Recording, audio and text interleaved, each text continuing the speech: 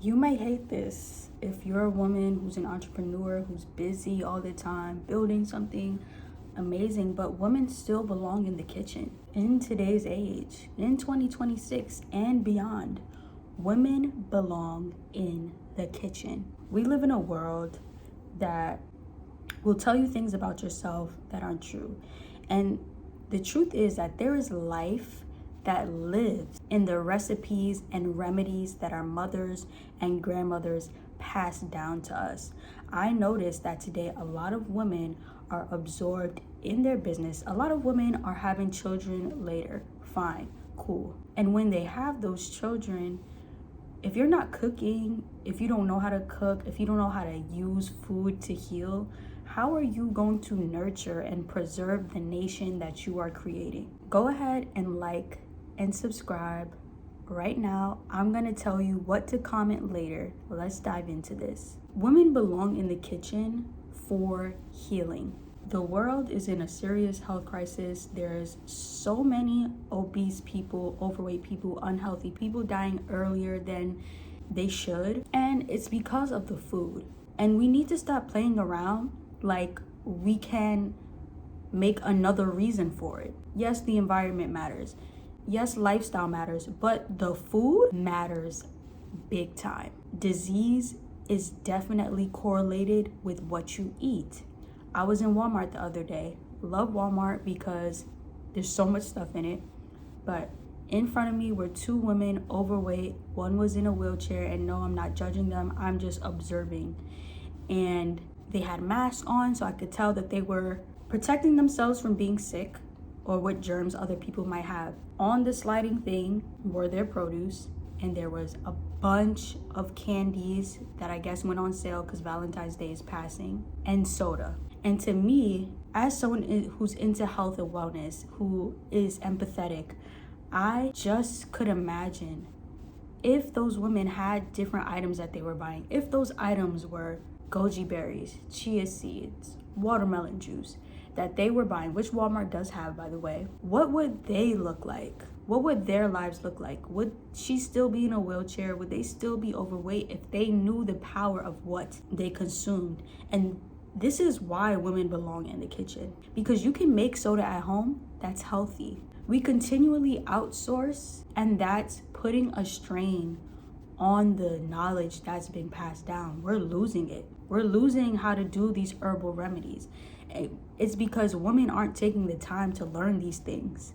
Feminism, fantastic, right? Women have the option to work. Women have the options that they never had before, but we still need to make the time to get in that kitchen to learn how to heal my child when they're sick. What's going to get rid of that cough that the doctor is just going to give medicine to suppress? What's going to actually heal them so that my child can pass this down to their children and so on? This is how culture is preserved, how nations are preserved. There is healing in the food, and we need to make that connection today and stop playing like it doesn't exist. Number 2 is women belong in the kitchen for healing and community. Now, how are you going to preserve the nation if the nation isn't together? If the nation isn't gathering? We need community. In fact, community is one of the top longevity factors. If you watch the Blue Zone show on Netflix, you would see how important community is.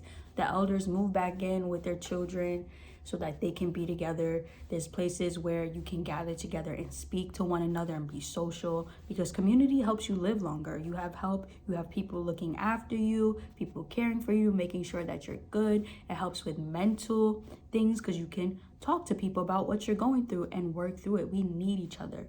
And a lot of community events have food there, and it's special when someone else makes it that you know. It's not really that special when you order catering. Think about if Thanksgiving dinner was catering. Nobody wants that. We want grandma, we want auntie, even uncle. Yes, men get in the kitchen as well. But I'm talking to my women today because I see a lot of women who don't like to cook, who think it's not feminine to cook, who think that when they cook, it doesn't make them feel feminine. Slow down. Cooking is easy. And if you don't think that it's easy, follow me. And you can comment right now something that you want to see me make that you think is too difficult. And I'll try to make that for you. And I'll do my best to make it for you. Cooking brings me out of my feminine. Slow down. All you're doing is probably putting some oil in a pan and stirring vegetables around. How difficult is that? You gotta season some chicken and put it in the oven. Get serious. Women are the leaders in these community spaces who are cooking for people. Women, we just have a nurturing touch. A lot of the time people want us to be the cooks, and I get it. We can think about multiple things at one time. So when it comes to organizing community events, yeah, we can keep track of how many people are coming in, how much people we need to cook for, how many drinks need to be out. This needs to be replenished. That baby over there, you better watch that child is walking into the street. Like, we have the mind to do that. There's studies that show that women can actually be very good at multitasking compared to men. So we are the leaders for holding space for tradition, for preserving the nation. There's nothing like a home cooked meal. Now, third, women belong in the kitchen for him. There's 2 hymns that I'm talking about. The first hymn is God. God lives in our body, okay? This is the temple now. God lives in our hearts. And so when you eat things that defile your body, why would God want to live here if I'm defiling my body all the time? If I'm feeding it processed food that does not even exist, people are making it in a lab. You cannot make it at home because it's bioengineered. Why would God want to live there? That's why people be depressed and overweight or obese. God wants a happy home, and that requires good food. And a lot of the time when you're outsourcing meals or door dashing, and there's a new app coming called Wonder, which I wonder how that's going to change things for people. This is especially why we need to get in the kitchen, ladies, because there's a separation coming between what we eat and our bodies. We're putting more space between it. The space should be a few steps from the kitchen to my mouth. There's too much wickery in the world. If you're from New York and you know Shawnee Bin Laden, he has a song called A Whole Lot of Wickery. That used to be my song, but it's too much.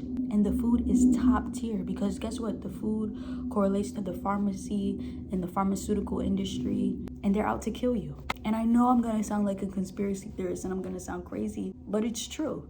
Look at the stats. Look at the people who eat crazy, and then look at the diseases they have. It's right in your face. Open your eyes. So we need to honor God by putting the right things in our bodies. And God gave us hands to make them. He gave us the mouth to taste and adjust seasoning. When the Israelites were on their journey out of Egypt and into their new home, they continually made offerings to God that they ate and drank because we honor God in that way. Food is used to honor God, and we need autonomy over our food to do that. You don't know if that chef had a bad day, so they decided, God forbid, to spit on your food and quit after that. God forbid. Don't listen to me. That just sounds disgusting. But we don't know what's going on behind the kitchen. We don't know if the chef turned around and a little something crawled into our food. We don't know. Make that food at home. I'm not gonna put that. We need autonomy over our food for that. Now the second hymn, Call Me, Pick Me. Now the second hymn is going to be your husband. Call me, pick me. I don't care. If I get married and my husband has to continually order food out because I don't know how to cook, or he's always the one cooking because I don't know how to cook, I'm just not gonna feel right. Sometimes I'm gonna want to cook for my man because guess what? There might be another woman who can cook. There's a woman out here who can cook, and it's very simple, and it's a thing that you get better at over time. That's why you have to start and practice that craft. So cooking is a way to honor your husband as well, a token of love and nourishment. If you're working, if he's working, maybe you get off earlier than him and you decide to whip him up a nice pasta dish like a salmon pasta with a nice pesto sauce, and he gets home and a home-cooked meal from his wife is waiting for him. That's gonna make him feel good. And it's gonna make him feel better than if you ordered that food. It just feels better. Cooking is an act of love. It takes patience. It takes many of the fruits of the spirit to serve someone food. to say, I made this for you because I love you. Women, get in the kitchen because we need to preserve the nation. Make sure that you comment something that you would like to see me make if you have trouble making it, because I'm here to serve y'all, and I want y'all to get in the kitchen so that we can thrive, so that we can have community, so that we can heal and honor God and our husbands. Stay golden.